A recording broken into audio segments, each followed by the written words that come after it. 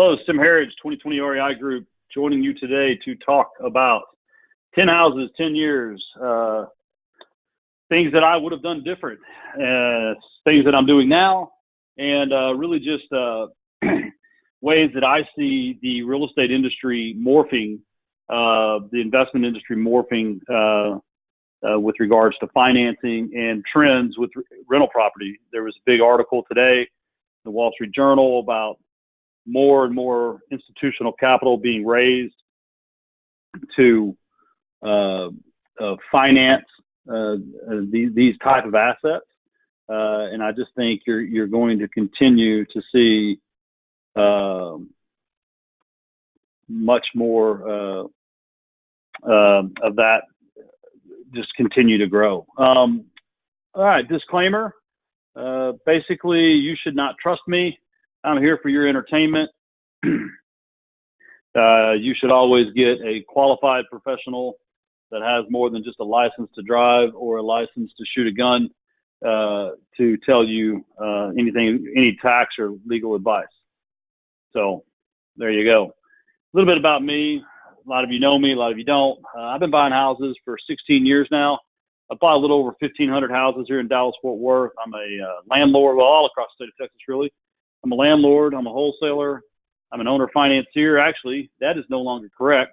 My wife and I just last month sold all of our owner finance notes. If you're on the call and you have any owner finance notes, now is a great time to sell them because these people are trying to buy them, acquire the margin spread, and they can even refinance the notes at a shorter term. I mean, on a lower rate. So we were able to get about 92 cents on the dollar for our owner finance notes, most of which we'd had for 8 to 10 years. So it was we'd kind of sucked all the interest out of them. And I'll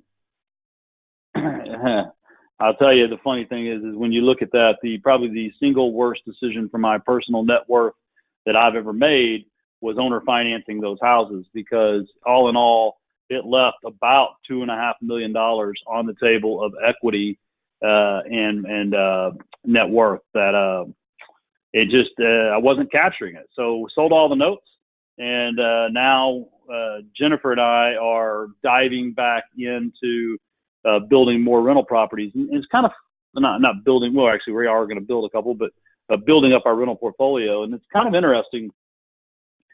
One of the reasons I teach is you learn so much by teaching. You have to start preparing and think about what you're going to talk about. And then you just start realizing, you're like, oh my gosh, I'm not doing this right. I'm not doing that right. I'm not thinking this way. We kind of went back and ran a couple houses through this little tool that I'm going to show you in a minute. And really, it's been a fun experience for me. So I'm looking forward to sharing it. I'm the founder of the REI Expo, which is now the Think Realty Expo. Sold that back in 2014 when I started a company called B2R Finance with the Blackstone folks. Did about $1 billion in loans in 2 years. And then realized I was trading all of my time for someone else's company, and which is something I'd always been against, but somehow I started doing it. And I was blessed with the opportunity to just go ahead and resign from there and get back into real estate investing full time. So that's just a little bit about me, a little bit about my company. We operate on these core values. You must have integrity. You must have a positive attitude. You have to respect yourself and others. You must have an unwavering dependability. You have to be accountable, and you have to have resolve in your role. And I tell everyone in the company that if you don't want to act this way, please don't be in the company. But furthermore, please don't do business with people that don't want to act this way. I just feel like life is way too short. Kind of the reason I formed 2020 REI is just, if you break it down, I want to make real estate investing easy. I have a passion for this business. It has changed the trajectory of my family, and I do enjoy sharing that with people. So kind of the purpose is to enable the world to create and maintain wealth using single-family real estate as the vehicle. And that's kind of what we're doing here. We've got 4 companies in the group. Our house buying company, which is mainly a wholesaler. It spends a bunch of money on off-market acquisitions and cards and pay-per-click and ringless voicemail and all these other things. We have a real estate brokerage. We've got about 30 real estate agents that specialize primarily in investor business. They sell houses for investors, help investors buy houses, do some HUD representation. But then we have a branch called H&R Realtors that they do a lot of retail business through as well. 3L Finance, all the loan and lending products I'm going to talk about tonight. You can actually pick up the phone, call 3L Finance, talk to Patricia or Lisa or Jennifer or me, and we'll be happy to talk to you about all the different ways you can finance. We can help you finance your projects nationwide. And then there's REI Choice Insurance. This is a new insurance company that I started back in really last summer. We got our license late in the fall last year, started writing business in December. We've been adding about $10 million a month in business to the program. It is a real estate investor insurance product underwritten by Arcana. We formed it with them based off of my experience in helping people, insure their portfolios. And we got rid of what wasn't needed and we added what was. And I think it's to me, it's the best product on the market. I insure all my properties there. If you're interested in just getting a quote, just let me know and I can hook you up with Andy, who has been in the insurance business for 30 years and is a heck of a resource. So people come to me and say, I want to own a rent house. My first question is always why. People come to me and they say, I want to flip a house. My first question is always why, right? And too often people want to buy rent houses for the income, and that's great down the road unless you're coming at it with a whole host of cash. If you have a whole host of cash, it's a completely different conversation, because then you can actually build it up enough to where it will throw off the right the right excess proceeds to where you can actually live off that cash. But by and large, rental properties are not in the first year or three going to put out enough quote unquote income for you to retire on or live off of. And all too often people, they say they make $300 a month and they're just trying to replace their W-2. And once they get to $5,000 a month, well, and they don't run their expense ratios the right way. And what they find out is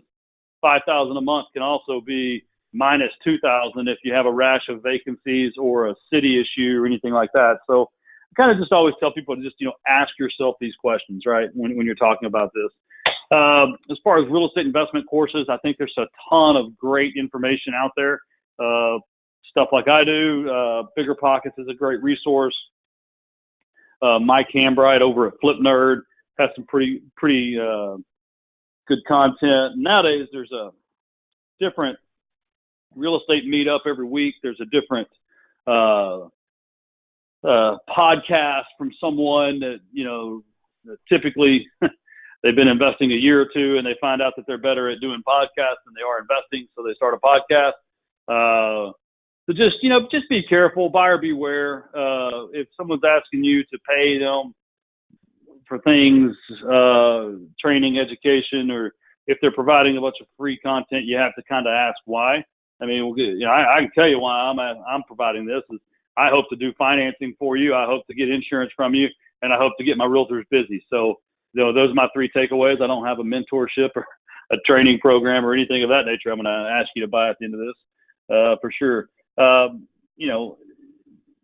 then, at the end of the day, after this webinar, after a couple of weeks from now, you just got to come up with a plan. And, I tell people, just plan your work your plan. Don't let your work you. You got to be focused and diligent, and you need to be moving forward and progressing. To me, this business is easy. It is not rocket science. And to quote the chief operating officer over at B2R, I loved when she said this: we do not save lives here. So, it's quite entertaining the way people get into this business and they all of a sudden, they get into this investment asset and all of a sudden they want to make it their full-time job. All of a sudden they want to spend hours and hours and hours and hours to save $5. And, I think it makes the business too complicated. And I just always recommend people, like, just take a step back. And there was a quote I saw last week that I just loved. It said, "Stop being distracted by things that have nothing to do with your goals." And that's kind of, I think I've been saying that at least once a day, either to myself or to my 17-year-old son. People are looking at a house to live in, and I just always kind of, when you're looking to buy a house, you pick a realtor. You pick a realtor based off their personality, their work ethic, their communication procedures, their value add.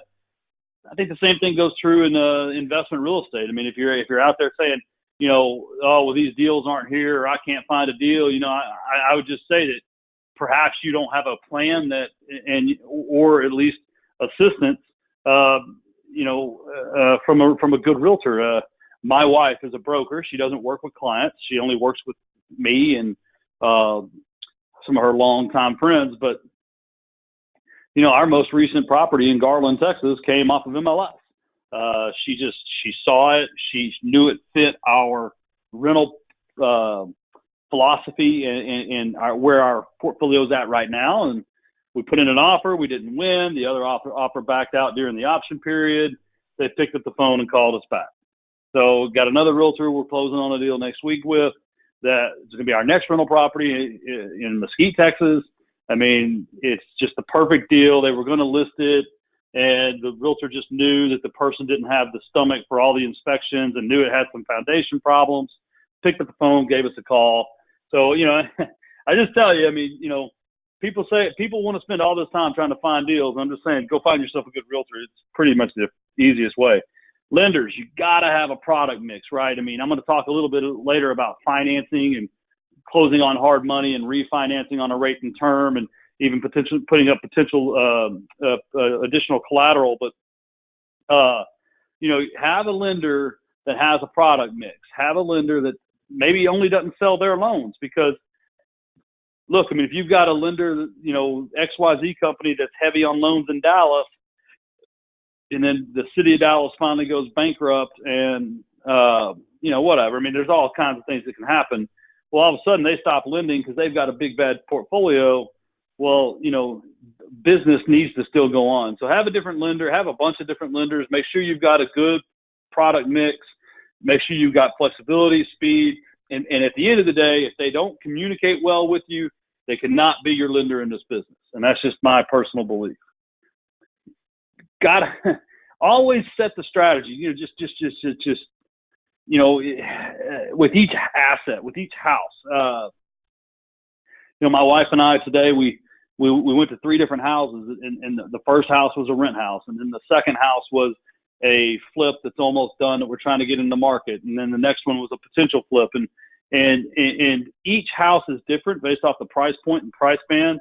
I think you always have to be really clear about the strategy. What you don't do is you don't allow properties into your long-term portfolio just because no one else would buy them from you. And if you're on this call and you were around before the crisis, you know what I'm talking about. And ultimately, that's what almost sank us during the recession, because the houses that we had kept in 05 and 06 and 07 were the houses that no one would buy, or that we overspent on the rehab, or that had problems. Well, there will come a time where those problems come back to life.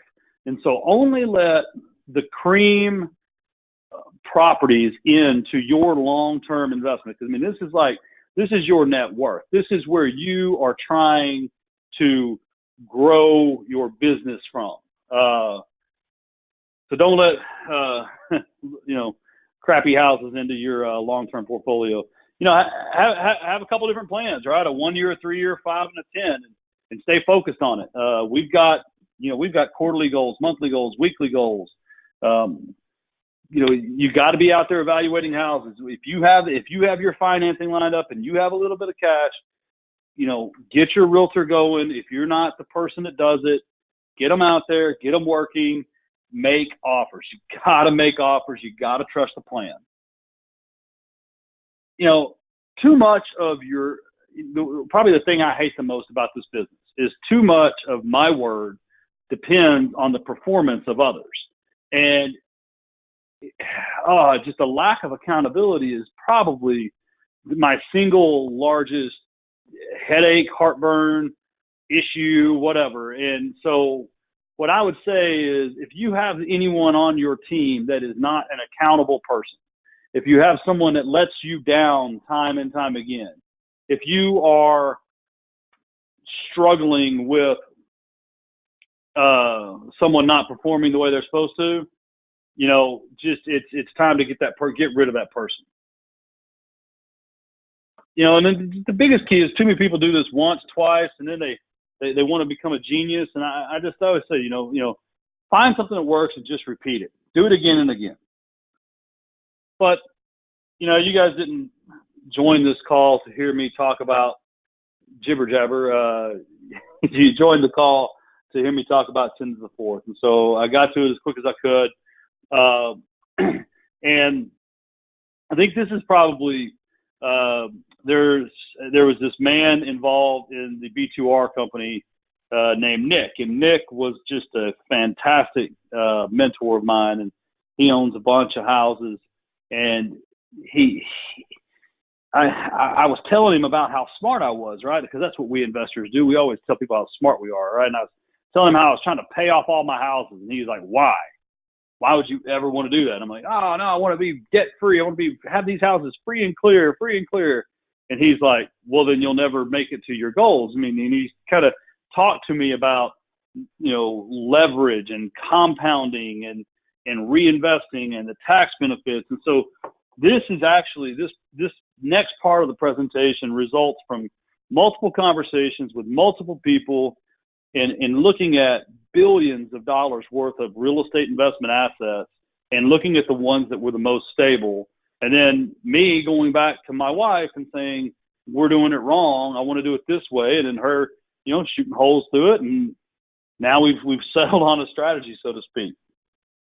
A couple terms we're going to throw around here in a little bit: loan to value, loan to cost, seasoning, referencing how long you've owned the property, rate and term, which means conducting a refinance, and you're only the refinance is only changing the interest rate and the term, or the amount of the length of the loan. It is not changing the loan amount. Property debt to income ratio, that's just a calculation that a lot of lenders are using these days to tell you if it's a good investment property or not, because that's how they decide if they'll loan on the cash flow of the property. Principal, interest, taxes, insurance, and associations. A lot of people don't use that put that A in there, but you got to put the A in there because the association is going to be a fixed cost that everybody's going to model. Debt service coverage ratio, equity. Equity is two different words. If we're talking about putting equity into something, we're talking about the amount of cash, the amount of, your hard asset. A lot of times people are talking about equity with regards to how much between the debt and the value of the property. So the way I look at this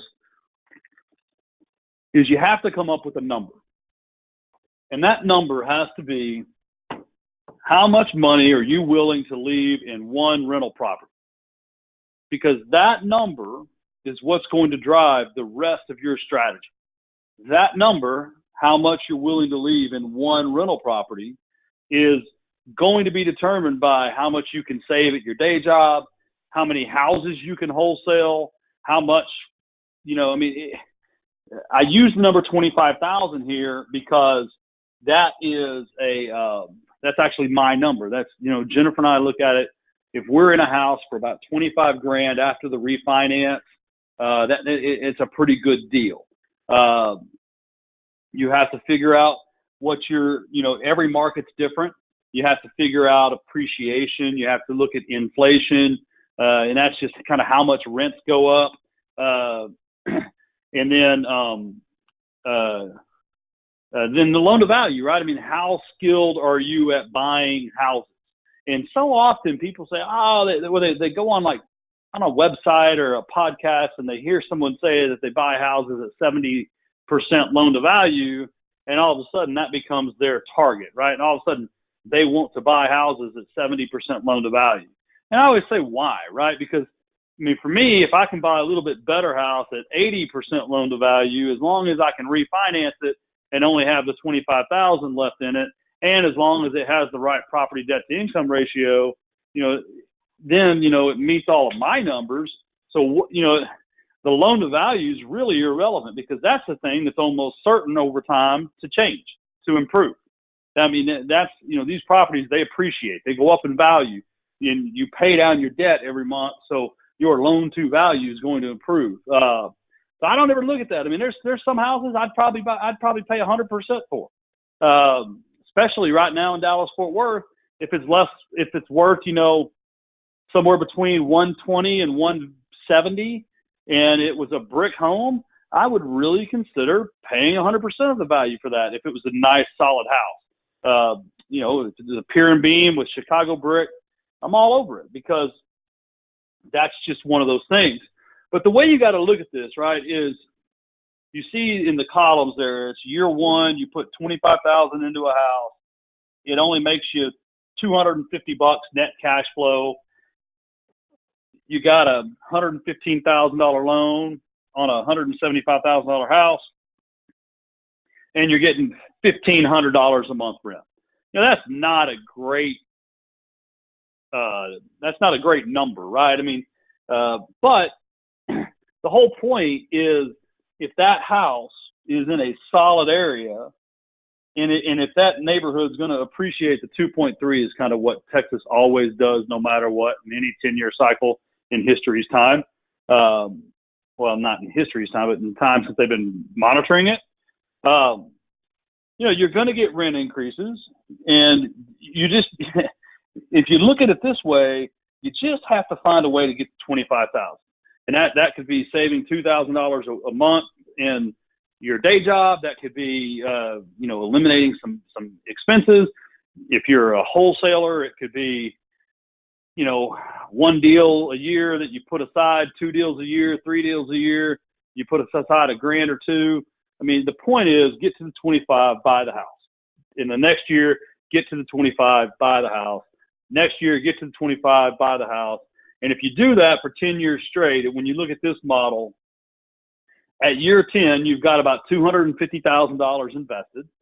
You've got a monthly cash flow, and this is a net cash flow, by the way. I'm not even going to get into, on this scenario, your expense ratios and all that. We'll talk about that in a little bit. And then at the end of the call, we'll just hop into some of these models and play with them. But we're just looking at net cash flow after expenses and after your debt and your expenses, right? So, you're adding $250 a month as you keep going. And so at the end of the 10-year period, you got $2,500 a month in free cash flow. So, you're 10% of it's 1% of the $250,000. But hey, the point is, you've got over $600,000 in net worth in equity. So you've doubled your equity, in 2 years time, in 10 years time. And you're on path. You got $15,000 a month in gross income. Well, if you do that, and you extrapolate that thing out all the way to year 30 when it's paid off, I mean, you're going to be sitting on millions of dollars worth of houses.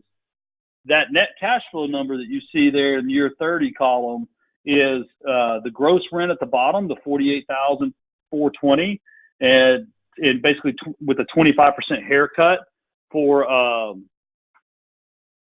your expenses.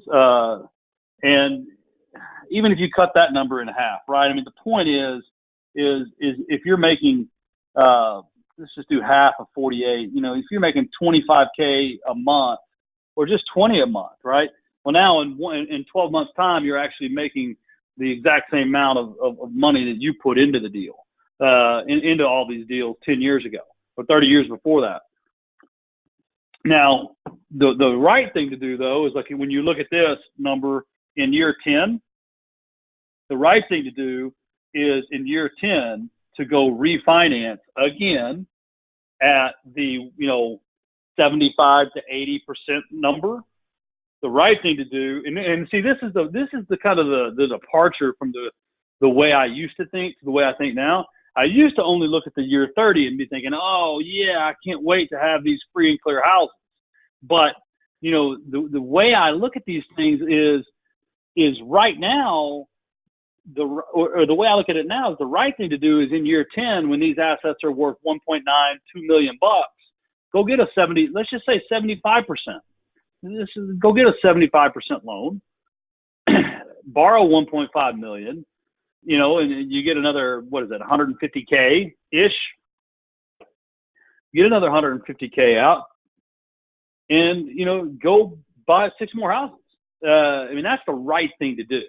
And there's a lot of things. It's hard to extrapolate out. It's hard to, if you notice, every year the numbers are constant. So your cash flow is constant. Your debt is, every house is a 175 value as it's added. So that, it's hard to extrapolate it out without actually building a plan for someone specifically. And I just built this as an illustration, because we'll play with it a little bit, and I'll show you the variables of how things, how these little variables really do change a lot. So I'm going to go ahead and launch one more poll. Remember, I cannot see who answers what. I can only see the actual the totals. So if everybody would just kind of just fill that in, I just want to understand kind of what the audience is, what the makeup is. So I'll be back in just 1 second.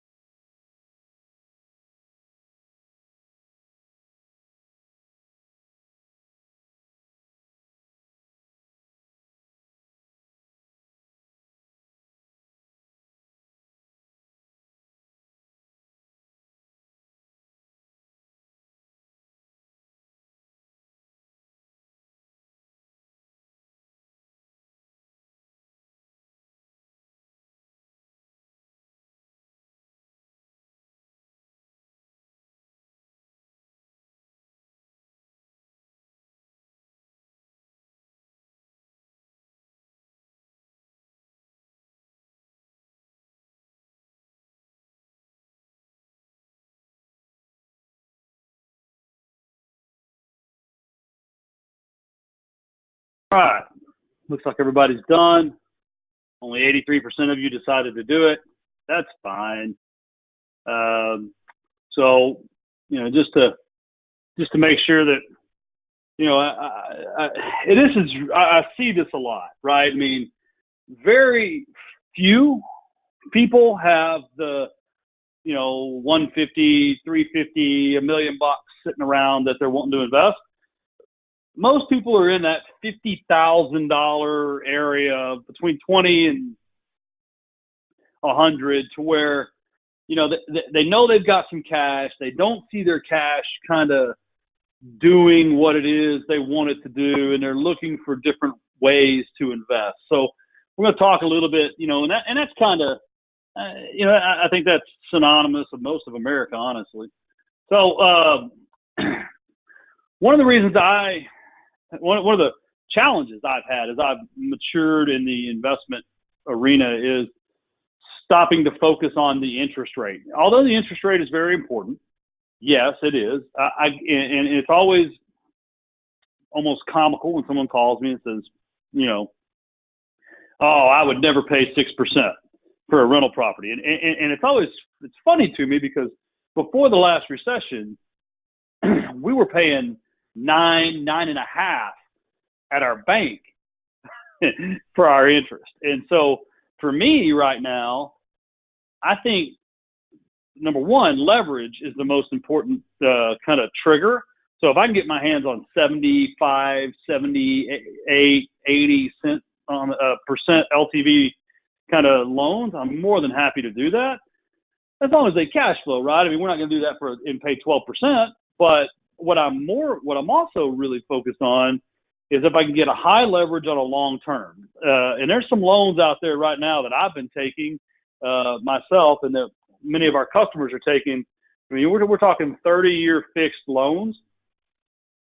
And when I say 30-year fixed, I mean 30-year fixed. I don't mean a 30-year AM with a 5-year balloon. I mean, you take this loan out, it's a 30-year fixed. And I'll tell you why that's so important to me is in 2008, I had a bank call some notes due, and they didn't call the notes due because I was not paying them. They called the notes due because too many other people weren't paying them, and I was, and they knew that my wife and I would find a way to pay it.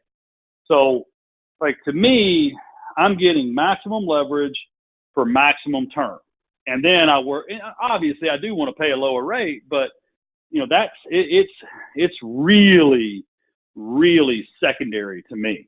And it should be to you too. And I'll tell you though, I mean, your FICO score, being honest with your lender, is going to be huge, because on this one loan that we closed in June, I believe it was, we were expecting a 5.99 rate, and the rate got bumped to 6.25 because our mid score came in at 708 instead of a 720. And what had happened is, I mean, they were using my wife's credit on that one, and we had like 6 houses under rehab, so our credit cards were run all the way up. You know, we all get in that position. Well, the mid score came in at a 708, and we got a 0.25 point rate adjustment. Well, unfortunately, at that time, we had a private lender that needed some of their money back. So we went ahead and closed them a loan. Whereas what we should have done is pay off the cards, let them report, have it rescored, and then get the 5.99 rate. So it's always important to talk to your lender in advance and understand that, you know, rate's going to be a function of your FICO. The more leverage you ask for, the more rate they want to charge. It's a way that lenders mitigate their risk, because if they're a little bit more willing to give you 75% leverage if they can get a 6.5% coupon. Now, the problem is a lot of times you get the 6.5 coupon and you pay the increase, and you get the increased leverage. Well, then the 6.5 coupon makes it where the house doesn't cash flow and knocks you back down a tier. So that's when you also have to ask your lender if you can buy down the rate. You know, can you pay an extra point and buy down the rate? And if so, you know, how much is that worth on the interest rate? Because for us, we kind of always plan on a 5 to 8 year hold on the rental properties, at least before we refinance. So, you know, if it's a point for a 0.25 point, it's probably worth it. Now, if it ends up, you know, you just got to model it. You just got to talk to your lender and make sure your lender can walk you through it. But debt is almost always cheaper than equity. And what that means is, even if you're paying 10%, you know, are you going to be able to take that money and go make 11%, you know, with the cash? It's literally that simple to me. I mean, my buddy Matt down the street last week was telling me how his house just appraised at, you know, almost $1 million, and he was just going to refinance the whole thing, and he was going to pull out $400,000 or $500,000, and he was going to go pay off his car wash. Well, he has this car wash that he built, and I hooked him up with a bank, and he had refinanced it, but he can get the money right now on a 30-year fixed on his house for, like, I think it's like 4.25 or 4.4, and he's paying the bank 5.5. So when he starts looking at it, now me personally, I say leave your personal homestead out of it.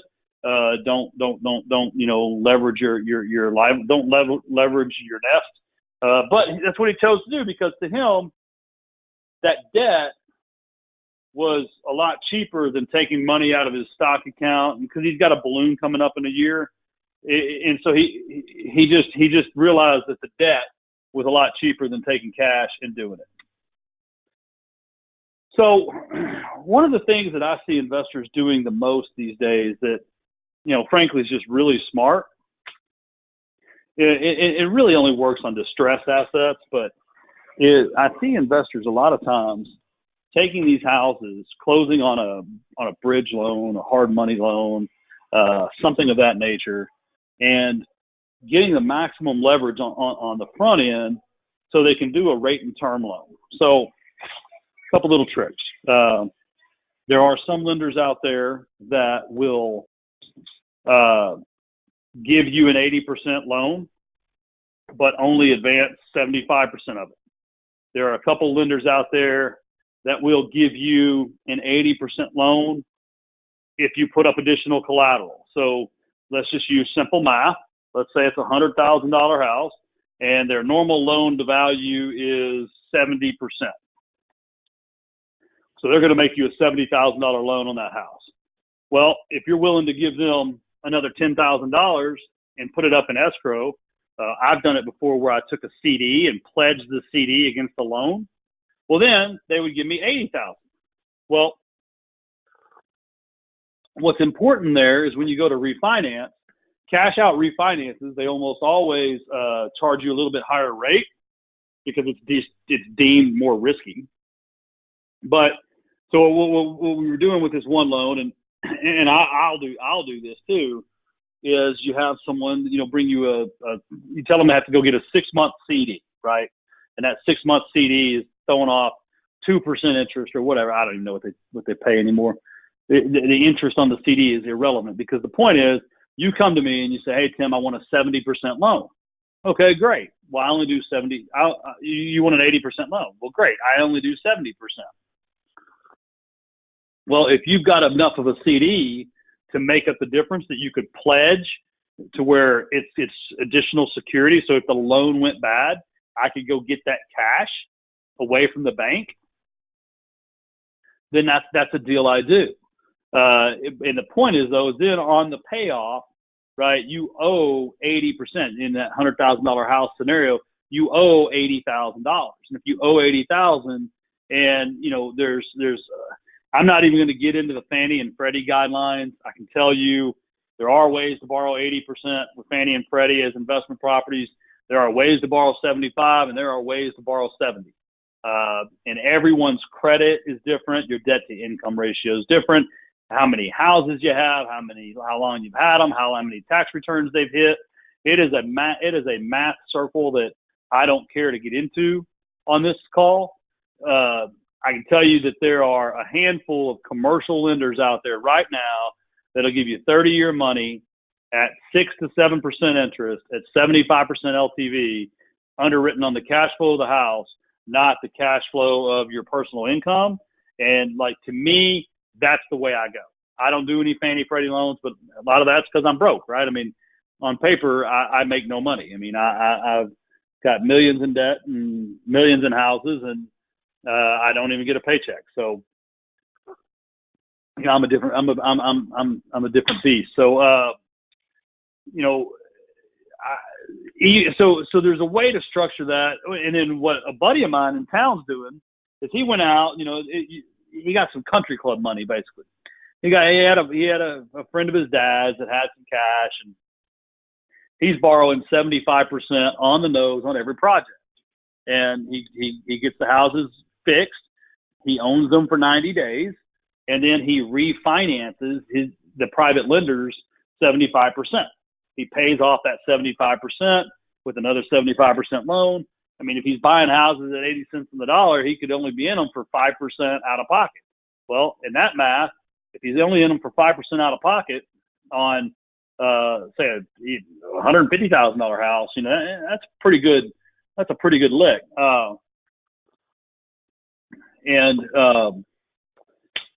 So private money is a way that a lot of people go.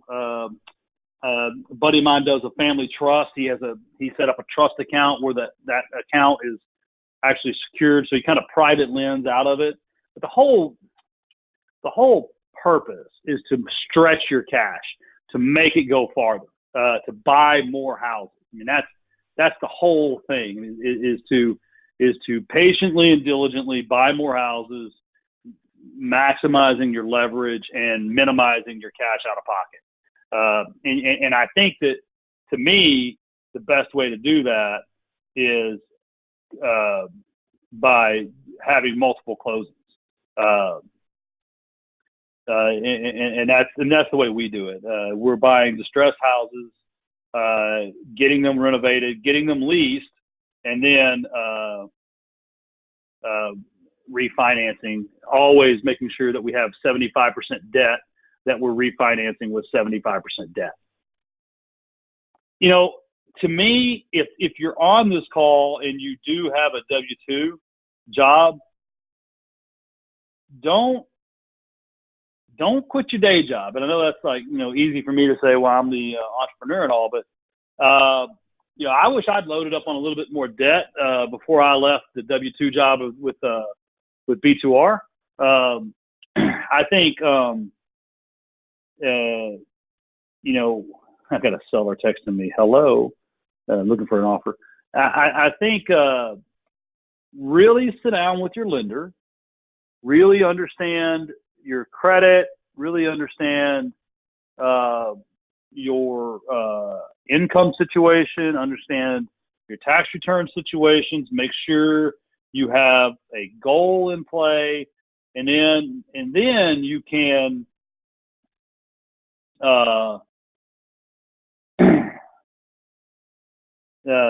you can evaluate when it's time to leave that job. But all too often, I know people that get to their first 7 to 10 houses using Fannie and Freddie, and I think that's it's definitely something that you need to figure out before you quit your day job.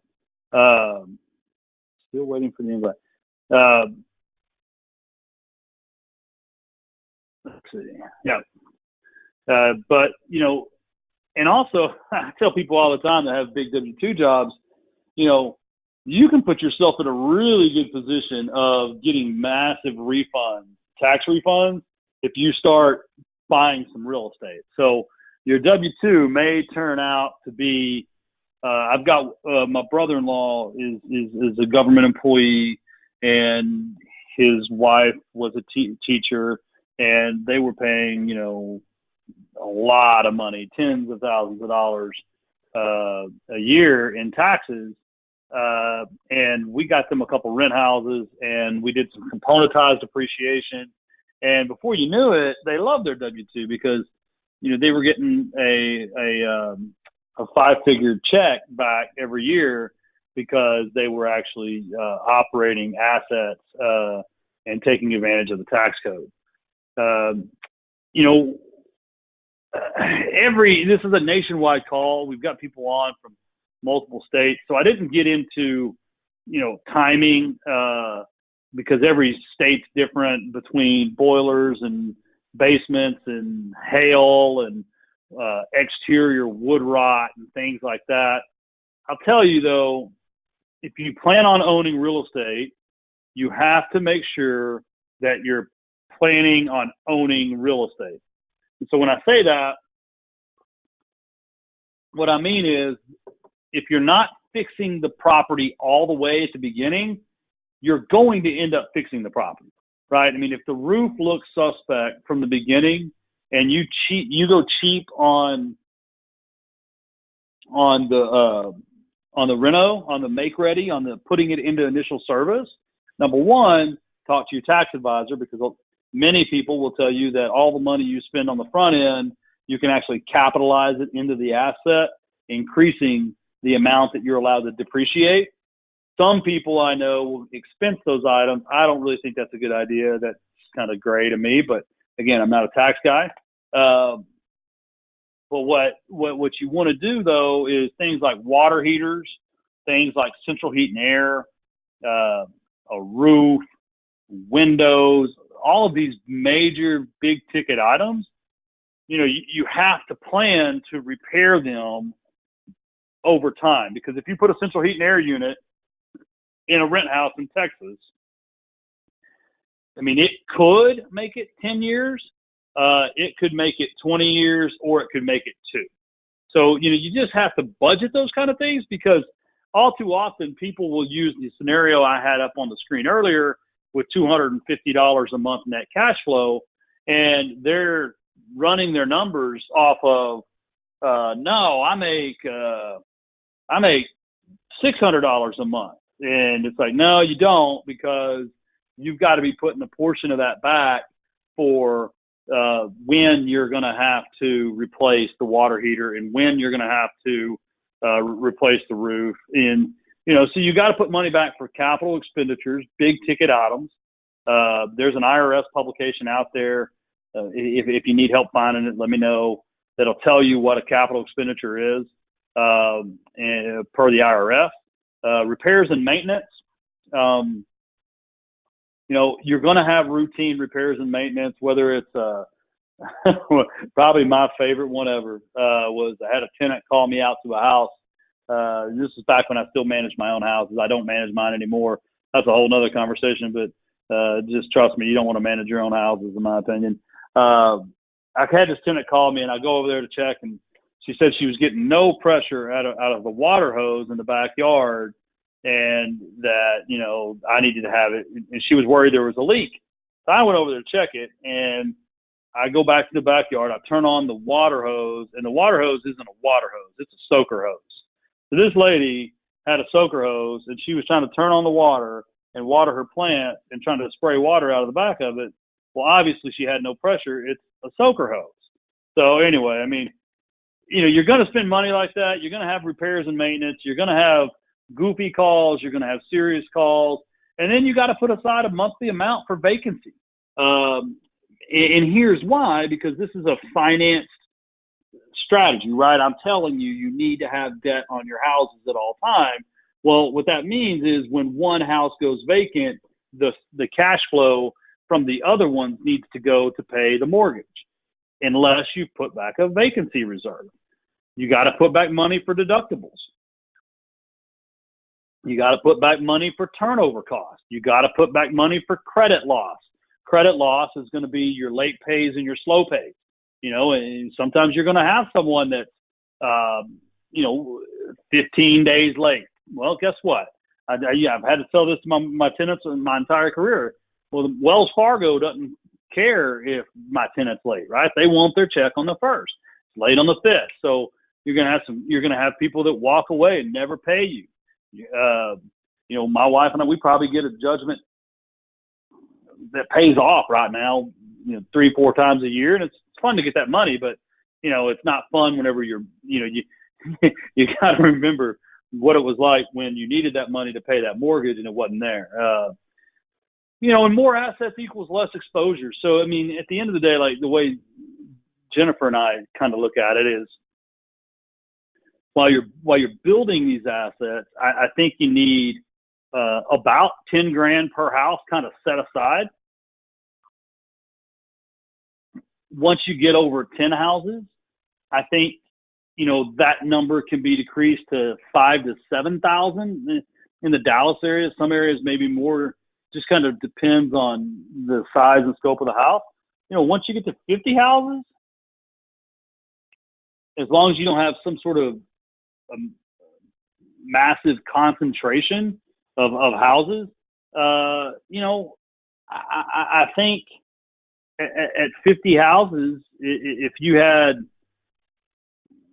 call it $2,500 a piece sitting back, I think you're going to be okay. And so then what that does is it allows you to build a reserve account, and then you're able to tighten the margins and increase excess cash flow once you build up the reserve account. So, and at the end of the day, as long as you're cash flowing on all your assets, when one goes vacant, you're not kicking in personal money. The other houses are helping you pay for that mortgage. Talk about insurance a little bit, and this is not a pitch to sell you insurance. It's just last year when Hurricane Harvey hit Houston, I had a guy that we had given a loan to at B2R. It was one of our first loans, and we kind of pioneered the industry and made people get what's called business interruption insurance. And that means, like, if your property is uninhabitable, the insurance company will pay your mortgage payment. And everybody always hated that. They always hated that. Hated it. Well, all of a sudden, Hurricane Harvey hit, and literally there were people that entire portfolios were uninhabitable. And this guy calls me and says, Tim, I want you to know, if it wasn't for that crappy insurance that you made me get, I'd be bankrupt right now. So, I mean, for 6 months, he was able to collect the loss of rents coverage so that he could make his mortgage payments so that he could focus on rebuilding his portfolio versus fire selling everything and all that. I put pest on here, bed bugs, roach infestations. There's all sorts of things that, as renting becomes more prevalent, there's going to be more onus put on the landlord. And a very expensive thing right now is bed bugs. If these tenants get bed bugs in the house, I have a buddy in Mesquite that, he had to buy like a whole new wardrobe for every person in the house. Because once it gets in the house, it's in the clothes, it's in the house, it's in their hair, it's in their beds. It can be very, very expensive. So, while you're building up, you may want to get a little extra insurance. There is now bed bug insurance out there that you can add to your policies. Additional liability while you're getting started. I highly recommend not only having a personal umbrella insurance policy, but having a blanket umbrella policy for the business, but then having a per location liability policy. That's what we still do. It's why I can sleep at night, because I know if someone in one of my houses sues me, I got 3 or 4 different insurance companies I'm pointing the finger at saying, hey, this is your problem. So, you just gotta, I highly recommend that. Low deductibles, unless you're just a frugal saver and you're able to put all the money back that you want, I highly recommend just getting a low deductible insurance plan for your rental properties.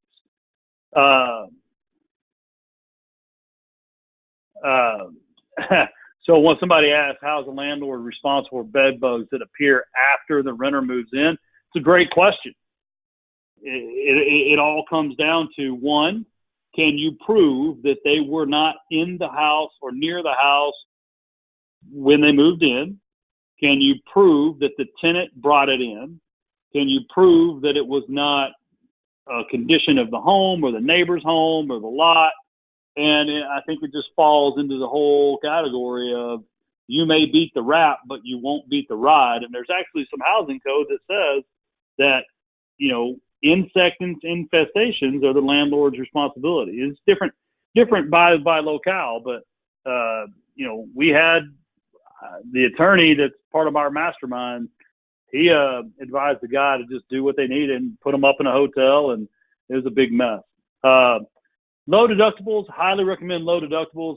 We just with our new REI Choice plan, we got it where the deductibles are now $2,500 instead of $5,000. And then home warranties. If you're buying a new house, or not a new house, if you're buying a something new for your portfolio that you're going to put in your portfolio, and let's just say that the central heat and air looks kind of suspect. Let's see, it's Old Republic, I think. There's a couple home warranty companies out there that have landlord programs.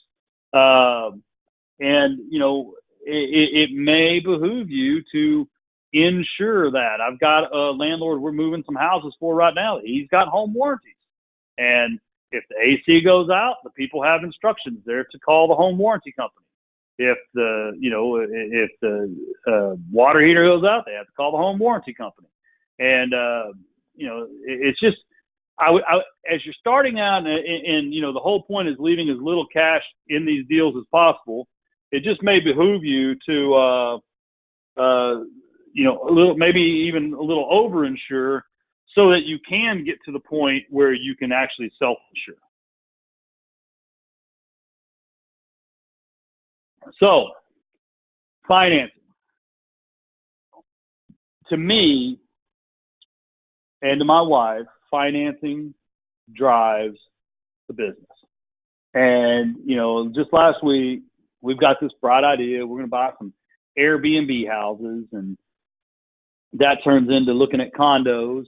Then it turns into looking at a $500,000 house over in this premium neighborhood of Dallas. And she's found an online calculator that will tell her the dollar per square foot and all this. And it's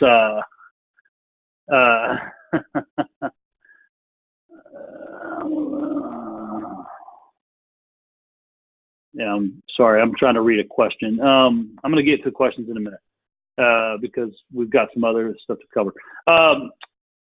You got to make it fit the model. And so I'm going to show you my model next. I kind of just flashed it on the screen. It's got to fit the model. And the financing drives the model. I mean, unless you're just, you got millions of dollars and you want to pay all cash, which I still say is a bad idea. You got to make it fit the model. And too many people, my wife included, we get these fancy ideas in this business. And last week, the fancy idea was an Airbnb over in the Streets. And I just told her, I said, look, you're going to have to go find some private money from somebody that wants to tie their money up for 10 years on that deal because it's not financeable. It does not fit the model. We'd have to leave $150K in that deal. I don't want to do that. Because to me, buying that house that's all special and everything and leaving $150K in it, that's foregoing 6 houses, right? So that's foregoing 6 houses for one. And that's not the model. That's not the plan.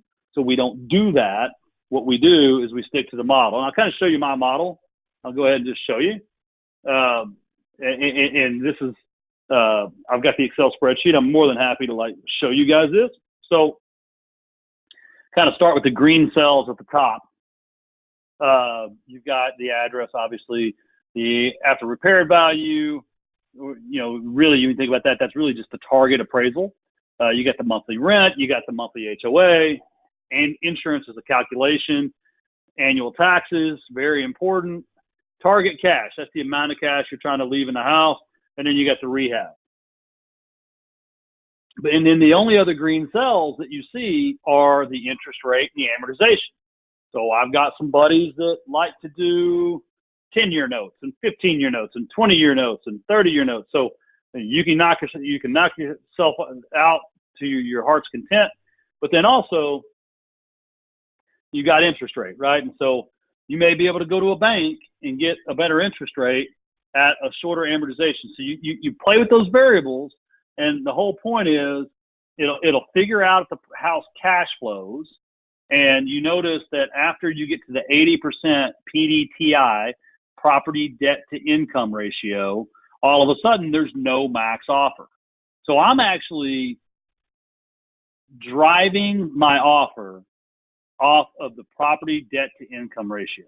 Because what I know is that is the point where I'm going to get stuck on my financing, because the 30-year loan that I'm using at 6% right now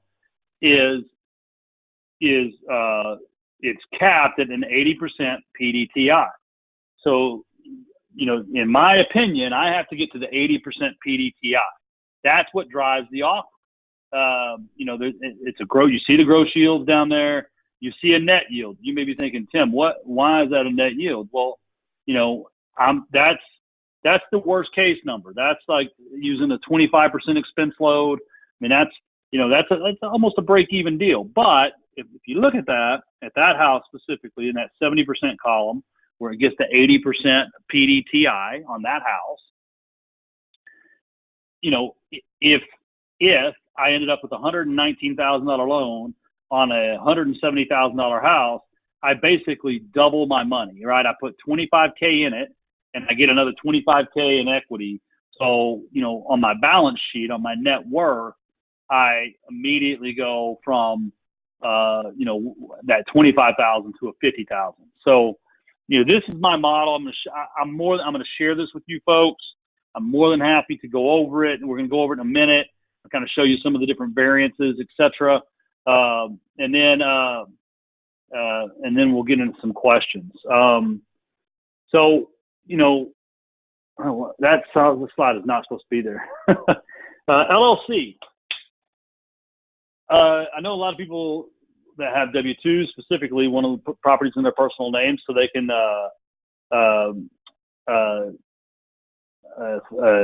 get the Fannie and Freddie loans, and that's fine. You can deed them over to your LLC. Technically, that's a violation of the due on sale clause. You could put them in a trust. That's not. But still, there's a lot of commercial loans that are out there available from New York and Wall Street type institutions that will not give an individual a loan. And it's not, and Fannie and Freddie, in my opinion, it's not scalable. I mean, there's a lot of problems with those loans, in my opinion. And I just don't want anything in my name. I mean, you can look me up on the tax rolls and you'll see that I'm not really there. I don't want houses in my name. It's just a thing for me. But you got to take advantage of these commercial loans. These commercial loans on rate and term refis are huge. They are scalable. They're virtually infinite, and I don't think it'll ever go back. I think it's always going to be there. And I think it's time that everybody just kind of adopt it, you know. And you know, it's the nice thing about having separate entities is you do have a more accurate financial picture.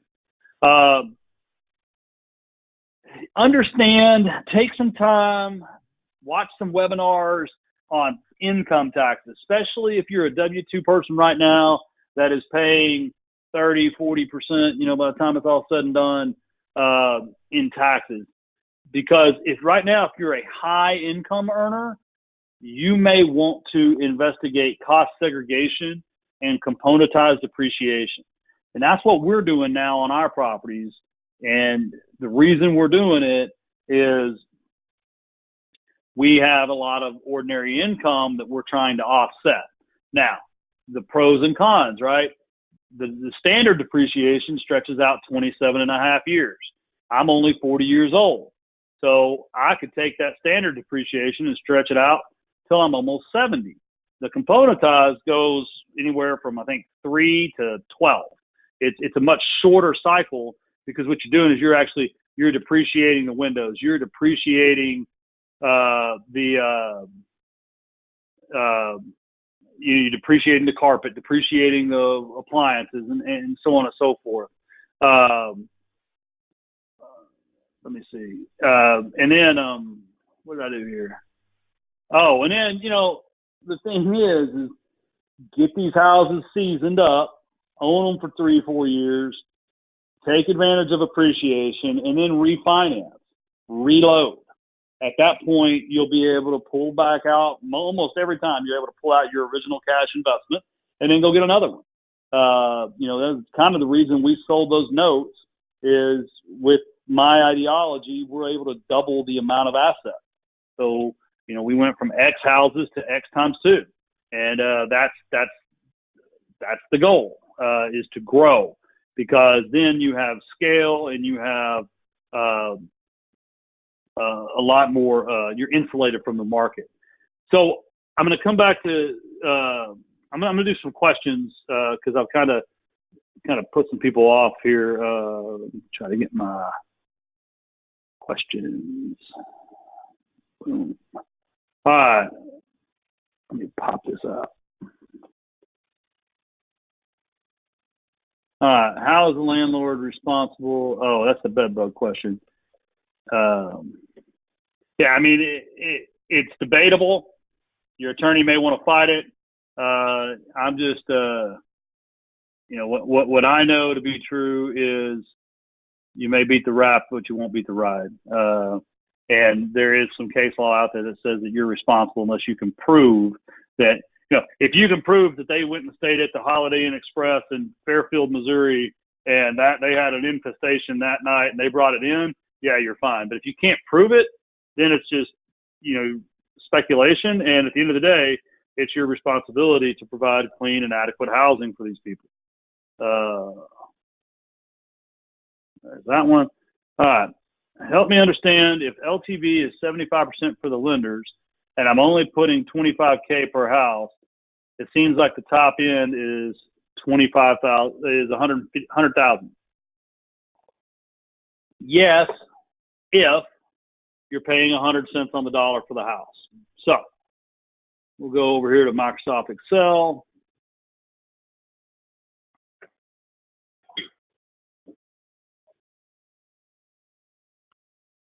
Let me hit.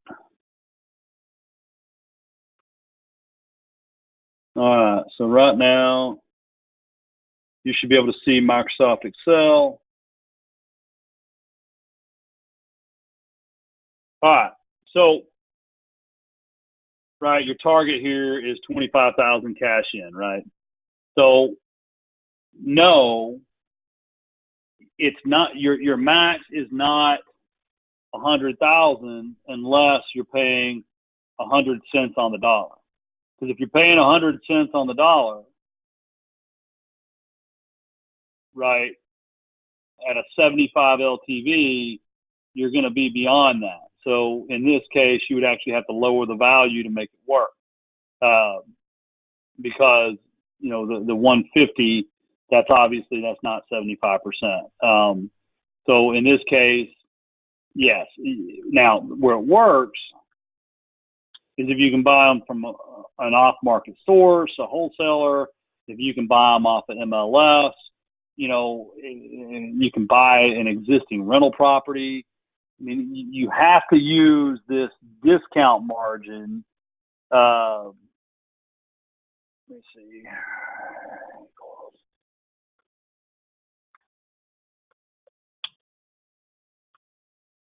I'm trying to. All right. So in this case,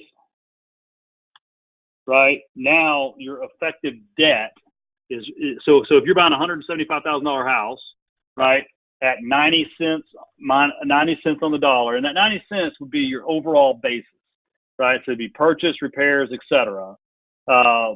Then your maximum debt, right? So you'd be buying it 90% of the 175. So in this case, your basis would be 157. So you know, if you're running your offer, you're at 157 minus whatever the estimated repairs are.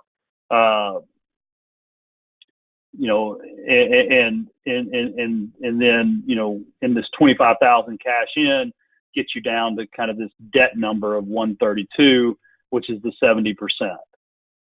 You know, and that's, I think this other calculator is a little bit better for that. It's kind of the way I look at it. Let me see. I don't even have. Yeah, I do. So like, let's just say it's a $150,000 house, right? That let's just say it rents for $1,500 a month. Let's say there's no HOA. There's your insurance. Let's just say the taxes are $3,000. Let's say that I'm trying to be in it for only $20,000 because I'm just getting started, right? And let's just say it only needs 15 grand in work. It's not that big of a disaster, right? So now on this deal, right? I mean, I can go pretty high. You know, if I can go up to 75 pretty easily. I can go all the way up to 80 if I can get some 80% back in money.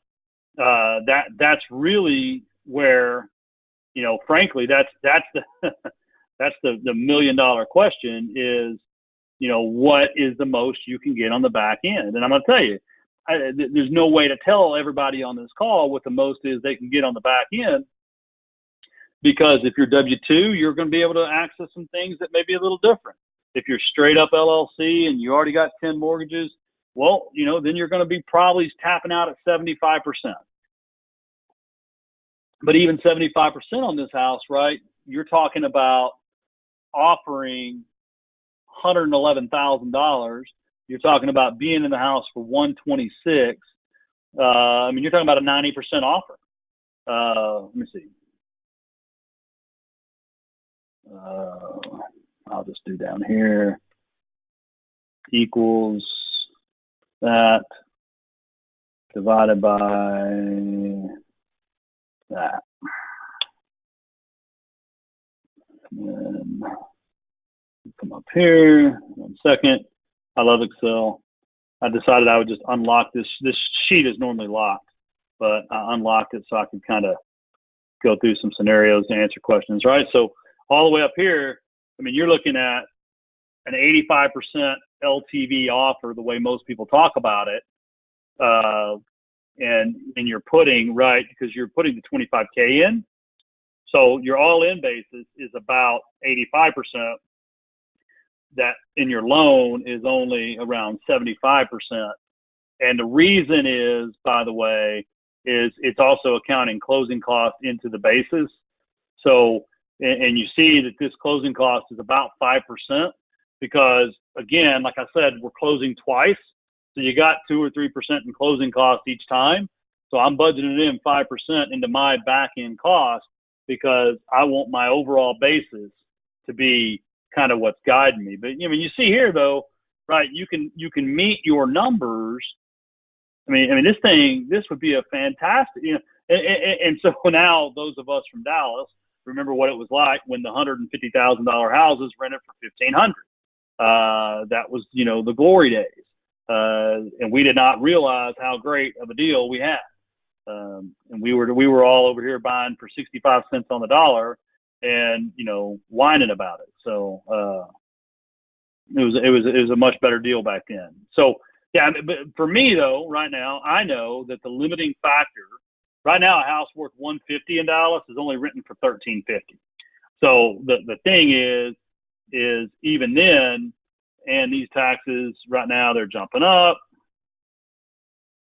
Right. And then it comes into the rehab, right? Because if you go over on the rehab, now you're choking it out a little. So it's all driven by the rent and your lender's criteria on what property debt to income and loan to value they'll offer you.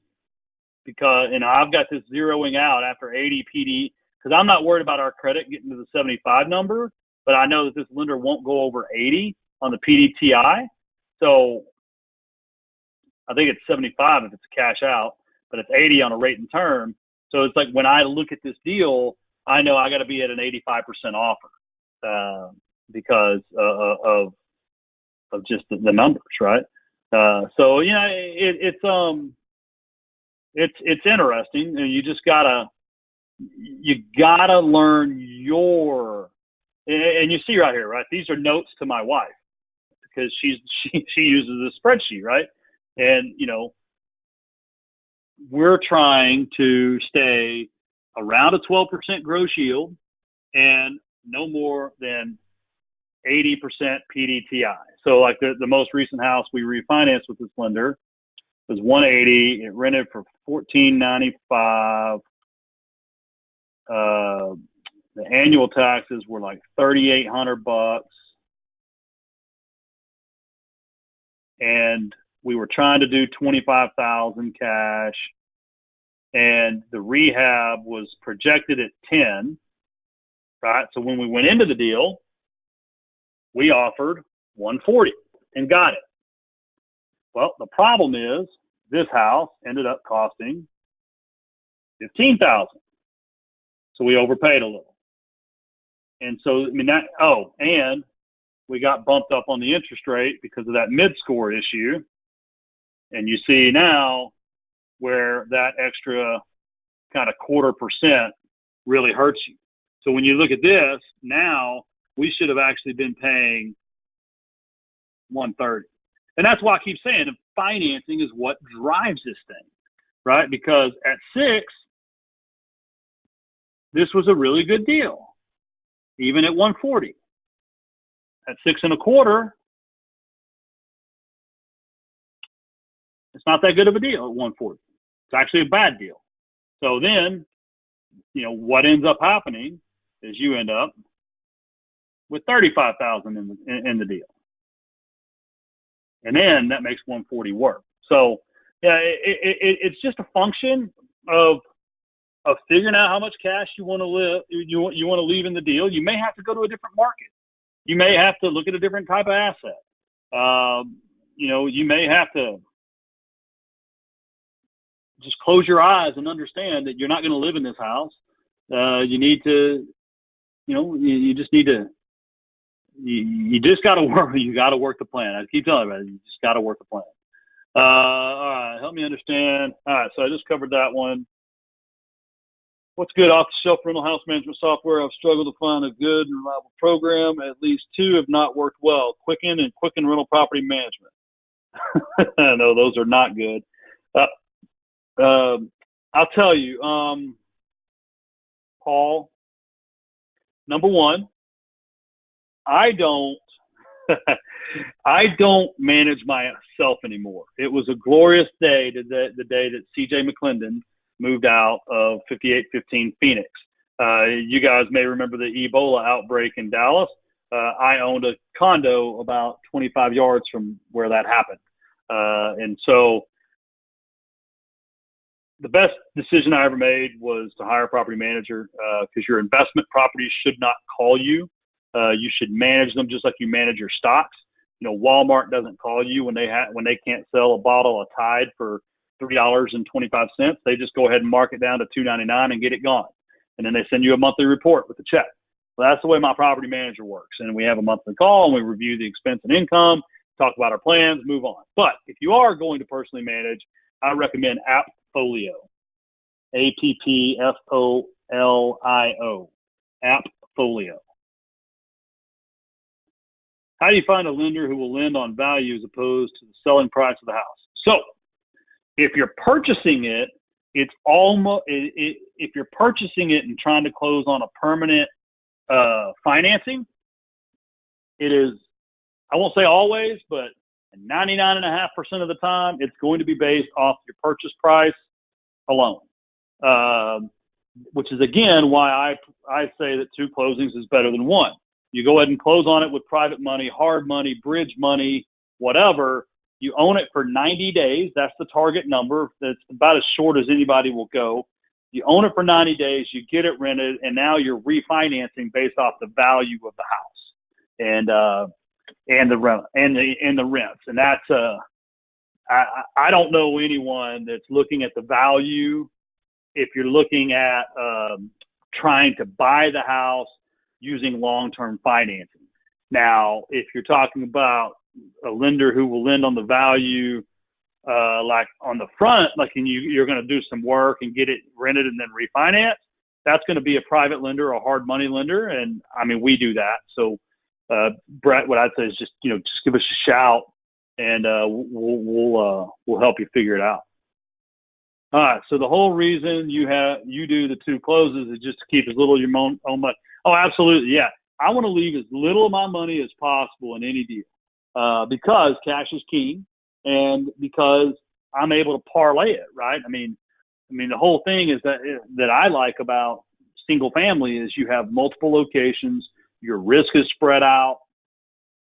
You can literally, so I'll tell you a story. I mean, this week or last week, I got my monthly report from my property manager. No, not last week. It was a couple weeks ago. It was mid-June. I get my report and I call him up. I'm like, hey, look, this house in Bald Springs, I think it's reaching a peak value. Looks like they're a little behind. Go ahead and kick them out and give them the 30-day notice, and we'll just fix it up and sell it, and then we'll buy a couple more. And because it's a house, it was one of those houses, like a 4-bedroom, 1.5 bath. It's just not a very good long-term house. Well, right now with the property values the way they are, and the fact that I've owned it for, 12, 13 years, we'll probably clear $100K out of selling it. Well, like to me, that's 4 houses. And to answer your question a different way, if I can find a way to leave 20 grand in the deal, well, then it's 5 houses. If I can find a way to leave 15 grand in the deal, it's 6 houses. You see what I'm saying? Like, I mean, if it's 10 grand in the deal, it's 10 houses and so on and so forth. I got a buddy that buys all like 3-bedroom frame houses, that his deal is just straight up. He will only buy it if he can be all in it for less than 75 LTV. And because he's literally got $3 million worth of houses that he has almost $0 in, and he cash flows. But he's in a little bit rougher neighborhood, right? So, and he wholesales to pay his bills, and then he picks a house or two a month to throw into his portfolio.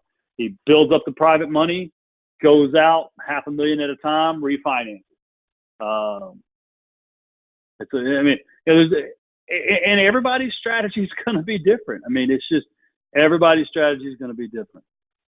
Well, folks, we are nearing the 8:30 hour that I said we were going to go to. Any other questions, comments? You're more than welcome to chat it to me, or if you want to raise your hand, you can raise your hand. If you want to leave, you can leave. Yes, I will send you the sheets tomorrow. I made some notes. I want to have a couple little changes. I will send you the recording and the sheets. What it'll be is it'll be a Dropbox. I'll send everybody a Dropbox where they can download both of the sheets that we use. And I got to protect some of the cells. I unlocked them earlier. I'll send you the spreadsheets, the recording, and all that either tonight or first thing tomorrow. Any other questions? All right, guys, I hope this was helpful. I hope it was beneficial. You guys just let me know if I can do anything, follow up, and give us a shot at being your real estate company of choice. Give us a shot at being your lender of choice. We do hard money loans. We do permanent loans. We do portfolio loans. We do bridge loans. I do gap loans. My wife and I fund second liens.